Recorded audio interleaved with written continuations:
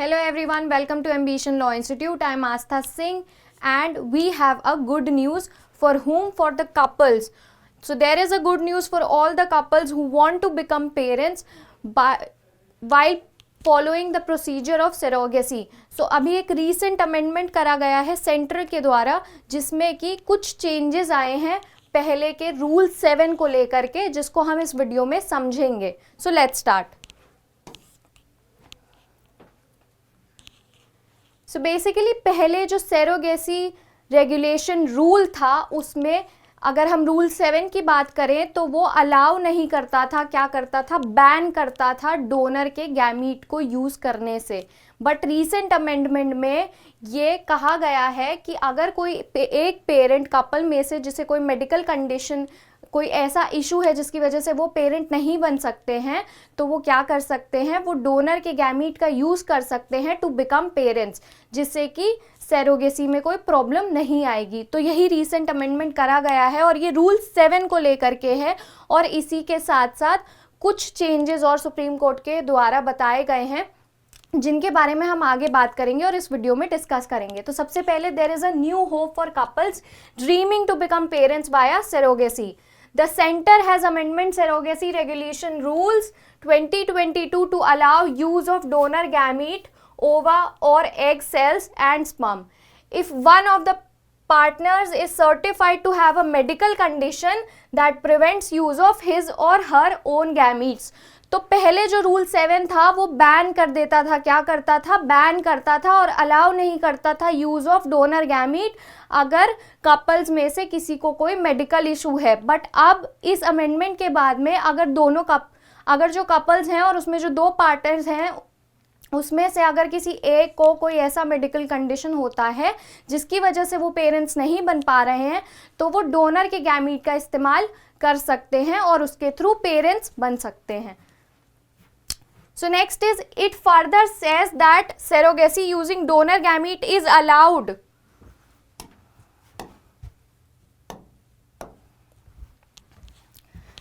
After this amendment, it is further said that surrogacy using the donor's gamete is now allowed, subject to the condition that the child to be born through surrogacy must have at least one gamete from the intending couple. तो यहाँ पर क्या बात कही गई है important, that the child to be born through surrogacy must have at least one gamete from the intending couple. यानी कि जो कपल हैं जिनका वो बेबी होगा जो कि पेरेंट बनना चाहते हैं उनका गैमीट उसमें से, उन कपल में से एक पेरेंट का होना चाहिए. सो यहाँ पर दिस इज वेरी इंपॉर्टेंट.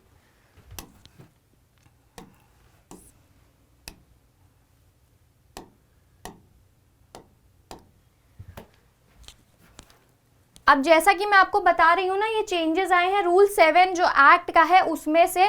तो पहले जो रूल 7 था वो बैन करता था यूज ऑफ डोनर्स गैमीट, यानी कि पहले इस अमेंडमेंट से पहले रूल 7 बैन करता था. But now as apex court had observe that the very purpose of surrogacy would get defeated by such rules and permitted more than 2 dozen petitioners to use donors egg.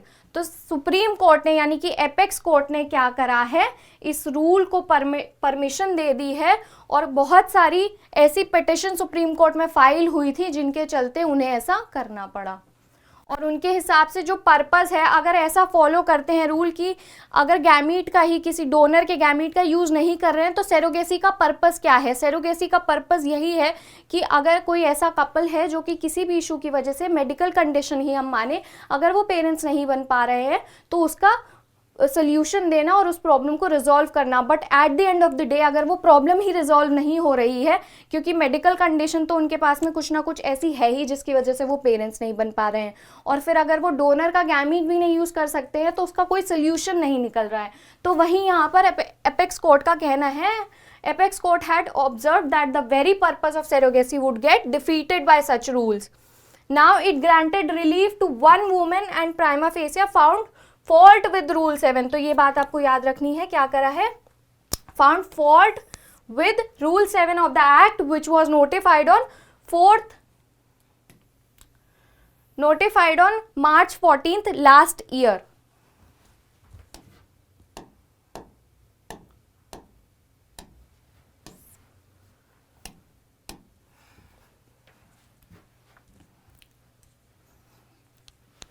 अब यहाँ पर एक बहुत important चीज़ ये भी है कि जो एक्ट का सेक्शन 2 और सब क्लॉज एस है ना, वो उन वुमेन की बात करता है जो कि विडो हैं या फिर डाइवोर्सी हैं, फिर भी वो मदर बनना चाहती हैं। तो ऐसी सिचुएशन में, पर उनकी एज ग्रुप क्या है, 35 ईयर्स से लेकर के 45 के बीच में है, तो ऐसे में भी सुप्रीम कोर्ट उनको इस सरोगेसी के ऑप्शन को ऑप्ट करने का या अवेल करने के लिए राइट देता है।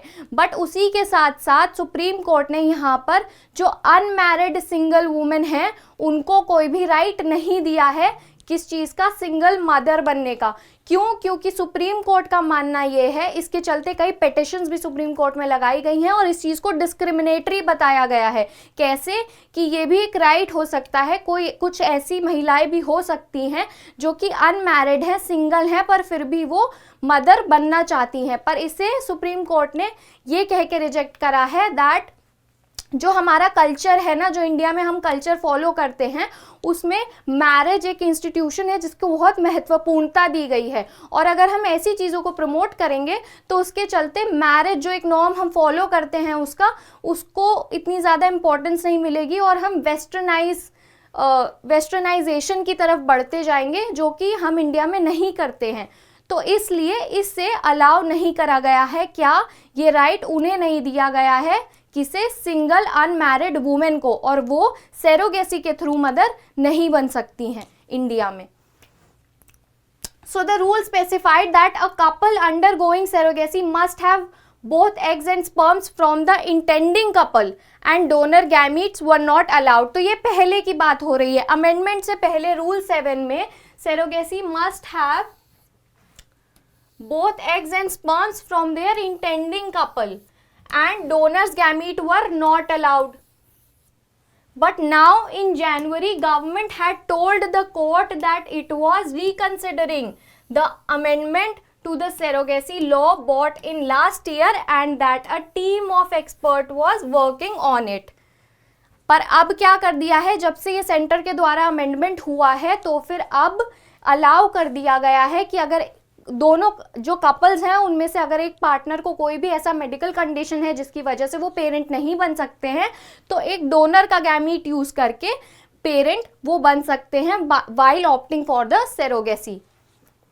Now next is section 2S। तो सेक्शन 2S में बेसिकली क्या है, डिफाइन करता है किसे, of surrogacy regulation act defines intending women. अब ये वुमेन जो मैंने अभी आपको बताया कौन सी, under the act as an Indian women who is widow और डिवोर्सी। तो वो क्या है, या तो वो विडो हैं और या फिर वो डिवोर्सी हैं। इन द एज ग्रुप क्या होना चाहिए, उनका एज ग्रुप 35 ईयर्स से लेकर के 45 ईयर्स के बीच में है, and intends to avail surrogacy, तो वो सेरोगेसी का ऑप्शन अवेल कर सकती हैं।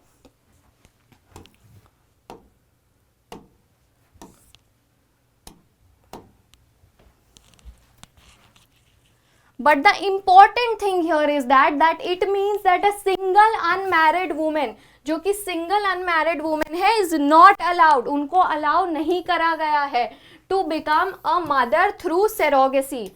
Challenging the provisions, a petitioner submitted that it was discriminatory and should be quashed। तो देखो इसे डिस्क्रिमिनेटरी बताया गया है, क्या कि सिंगल अनमैरिड जो वुमेन है वो मदर नहीं बन सकती है सेरोगेसी के थ्रू, इसे डिस्क्रिमिनेटरी बताया गया और कई पिटिशन सुप्रीम कोर्ट में फाइल करी गई। But supreme court was not convinced and had said, तो क्या कहा सुप्रीम कोर्ट ने, that it is a norm here to become a mother within the institution of marriage, कि ये एक नॉर्म है, इंडिया में फॉलो करा जाता है कि जब आपकी शादी होती है तब आपके बच्चे होते हैं, राइट। हमने यही देखा है, 2 कपल्स होते हैं, उनकी शादी होती है and then they have a baby. But being a mother outside the institution of marriage, यानी कि बिना शादी के institution of marriage is not the norm, we are concern about it. तो सुप्रीम कोर्ट क्या है, इस चीज को लेकर के अपनी कंसर्न बता रहा है।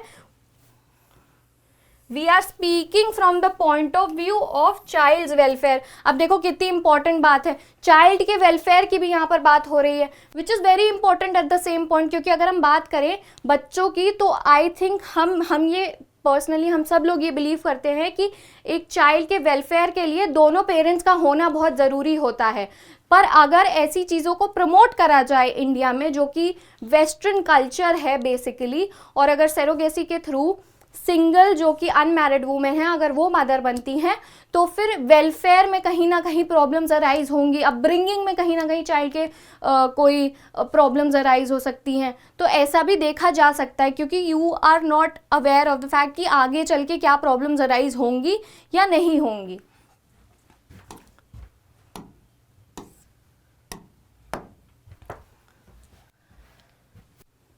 So then Supreme Court said that should the institution of marriage survive or not in the country? तो Supreme Court ने ये सवाल पूछा क्या कि should the institution of marriage survive or not in the country?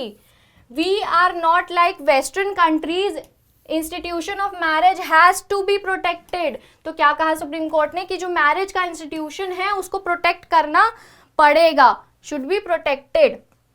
You can call us and tag us conservative and we accepted. तो supreme court ने last में कहा है कि आप हमें कंजर्वेटिव बोल सकते हैं, टैग दे सकते हैं and we will accept it, लेकिन जो मैरिज का इंस्टीट्यूशन है इंडिया में उसको प्रोटेक्ट करना पड़ेगा क्योंकि हम वेस्टर्न कल्चर को फॉलो नहीं करते हैं और इंडिया में बहुत वैल्यू है हमारे कल्चर में जो मैरिज का इंस्टीट्यूशन है उसकी। So this is what supreme court said. Okay everyone, so that's it for today's video and I really hope कि ये वीडियो आपके लिए इन्फॉर्मेटिव रहा होगा और आपके क्या व्यूज़ हैं इस चीज़ को लेकर के जो भी सुप्रीम कोर्ट ने कहा है और जो भी राइट्स नहीं दिए गए हैं सिंगल अनमैरिड वुमेन को मदर बनने के कंट्री में क्योंकि वो सरोगेसी के ऑप्शन को अडॉप्ट नहीं कर सकती हैं, ऑप्ट नहीं कर सकती हैं। इस बारे में आपका क्या कहना है, आपके व्यूज़ क्या हैं, आप हमें कमेंट सेक्शन में बताइएगा ज़रूर। And I really hope that this video was informative for you. Thank you so much for watching and do like, share and subscribe to our channel. Thank you so much for watching.